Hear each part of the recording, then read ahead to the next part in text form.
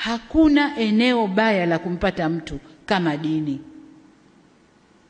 Unapomkamata mtu kwenye dini na ukamlisha ubaya wa mtu kwenye dini, unajenga chuki ya ndani ya moyo kuliko wanasiasa. Wanasiasa wakimharibu mtu, wanamharibu mtu kichwani. Kichwa hakiweki. Akija mwingine na zuri, ile baya litaondoka, zuri litaingia. Lakini ndani ya moyo likiingia, limeingia. Kwa viongozi wetu wa dini, kaeni kwenye mstari wenu.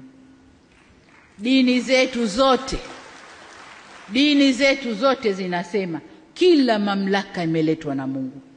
Kila mamlaka imeletwa na Mungu. Iwe kwenye mamlaka kuna mwanamke, iwe kwenye mamlaka kuna mwanamume, kila mamlaka imeletwa na Mungu. Na sababu ya Mungu kuleta mamlaka hayo, hakuna anojua duniani. Hakuna. Mungu peke yake ndo alikuwa anajua. Kwa nini Samia leo yuko hapa? Kwa hiyo niwaombe sana viongozi wa dini, tuvae majoho. Yale majoho yetu yaoneshe sura halisi. Hakuna kitabu chochote cha dini kimesema tutazitumia dini zetu kuvuruga nchi zetu. Hakuna.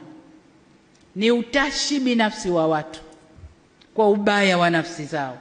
Kwa msivae majoho ya dini mkatengeneza utashi wenu binafsi kwa kupitia vivuli vya dini.